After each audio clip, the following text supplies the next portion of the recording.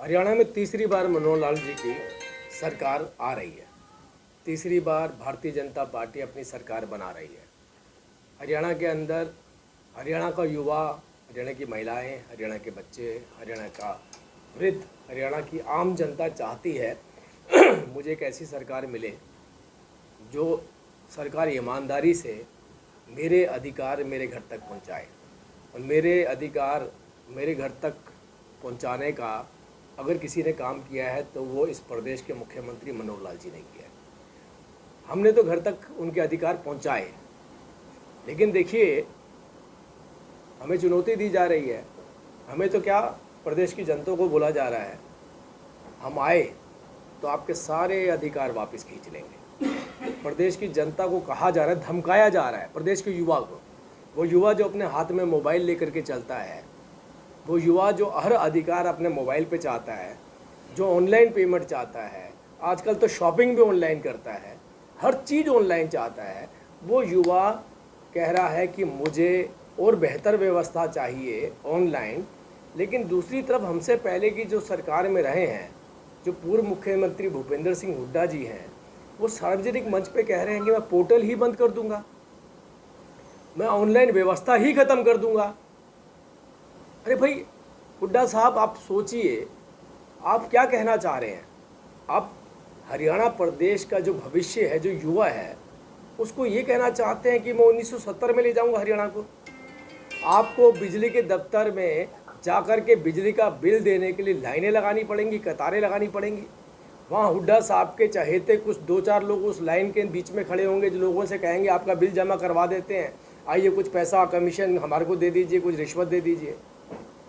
वहाँ बिजली पानी का बिल जमा कराने के लिए जो हमने ऑनलाइन व्यवस्था कायम की है, क्या वो ऑनलाइन व्यवस्था बंद करके बोलेंगे कि मेरे बीच में जो एजेंट खड़े होंगे उनको पहले रिश्वत देंगे, उसके बाद पानी का बिल जमा होगा। अरे भाई, अब तो हम एम्स जैसे अस्पताल के अंदर जहाँ पर्ची बनानी पड़ती थी, वहाँ पे भी कहते हैं कि कोई दूर दराज से आने वाला व्यक्ति है तो उसको पोर्टल पे जाकर के अपना रजिस्ट्रेशन करवाए, उसको डेट मिलती है। वहाँ पर भी ऐसी व्यवस्था कायम कर दी है। प्रदेश के अंदर हमने कहा कि एक बार परिवार पहचान पत्र बना लीजिए, एक बार, एक चुनौती, एक बार आपने परिवार पहचान पत्र बना लिया तो दोबारा आपको किसी सरकारी दफ्तर का मुंह देखने की ज़रूरत नहीं है। आपको सारी योजनाएं आपको एक ही डेस्क के ऊपर मिलेंगी, सारा आपके पास लॉगिन पासवर्ड होगा, किस योजना के आप पात्र हैं, केवल आपको वो अपने डॉक्यूमेंट सबमिट करने और वो योजना आपके घर तक, आपके दरवाजे तक पहुंच के आएगी। हुड्डा साहब कह रहे मैं बंद कर दूंगा। बताइए मैं क्यों बंद कर दूंगा भाई? आप कौन होते हैं इस प्रदेश को पीछे धकेलने वाले? आप कौन होते हैं इस प्रदेश के अंदर वैसी बदहाली लेकर के आने वाले जैसी बदहाली इस प्रदेश की जनता ने देखी थी? पहली बार मनोहर लाल जी ने अगर व्यवस्थाओं को ऑनलाइन किया है और 1200 करोड़ रुपया इस प्रदेश की जनता का टैक्स का बचाया है, जो प्रदेश के विकास में आगे बढ़ रहा है, लगाया जा रहा है, तो आप क्यों कह रहे हैं बार बार? हुड्डा साहब जवाब तो दिए हैं इस बात का। कैसा हरियाणा सोच के बैठे हैं आप? आपके दिमाग में कोई पिक्चर तो होगी हरियाणा की। क्या आप वैसा ही हरियाणा चाहते हैं जैसा हरियाणा पहले हुआ करता था? अरे घबरा जाएगा इस प्रदेश का बच्चा। उसने तो अब, जिसने 10 साल पहले होश संभाला है, उसे तो एक ऐसा हरियाणा देखने को मिला। अगर उसको पिछली याद दिलवा दें हरियाणा कैसा हुआ करता, तो हो सकता है उसके रोंगटे खड़े हो जाए बेचारे के। वो तो घबरा जाएगा कि ऐसा हरियाणा देंगे मुझे हुड्डा साहब। ऐसे हरियाणा की कल्पना कर रहे हैं, और क्या किसके लिए कर रहे हैं बताइए? यहाँ से पहले अगर हुड्डा साहब कहते हैं तो हम तो कहते हैं 4 महीने की चुनौती ले लीजिए। हुड्डा साहब अपने घर से शुरू करें, सारी ऑनलाइन व्यवस्थाएं बंद कर दें। कहें कि मैं आज से मोबाइल यूज़ नहीं करूँगा, दूसरा फ़ोन यूज़ करूँगा। कहें कि मैं बिजली का बिल खुद जमा करवाने जाऊँगा। कहें कि मैं पानी का बिल खुद जमा करवाने जाऊँगा। कहें कि मैं हवाई जहाज़ की टिकट ऑनलाइन बुक नहीं करवाऊँगा, मैं रेलवे की टिकट ऑनलाइन बुक नहीं करवाऊँगा, प्रण लेता हूँ। ऐसा लेना हुड्डा साहब प्रण। पहले घर से तो शुरुआत करिए। अब गरीब व्यक्ति, एक बुजुर्ग महिला, एक विधवा, एक जो फिजिकली चैलेंज है, अगर वो अपने सुविधाओं को अपने मोबाइल पे पा रहा है, तो हुड्डा साहब आप क्यों बीच में आपने एजेंट घुसाना चाहते हैं कमीशन खोरी के लिए? भाई हम ये प्रदेश बर्दाश्त नहीं करेगा। आप सम्मानजनक रूप से विपक्ष में बैठे हैं, बैठे रहिए। ऐसे हालात ना हो जाएं कि आप विपक्ष के लायक भी ना रह जाएं। क्योंकि युवा जागरूक है, युवा समझता है और युवा जवाब देना भी जानता है। अब तो प्रदेश का युवा पूछेगा, हुड्डा साहब ये स्टेटमेंट दे के मुझे क्या बताने की कोशिश कर रहे हैं? क्या मुझे ये बताने की कोशिश कर रहे हैं कि मैं अपने सारे अधिकारों से वंचित हो जाऊं, बदहाली का दौर दोबारा से आ जाए, प्रदेश पीछे धकेल दिया जाए? अगर ये बताने की कोशिश कर रहे हैं तो निर्णय ना आपने लेना, ना हमने लेना, ना हुड्डा साहब।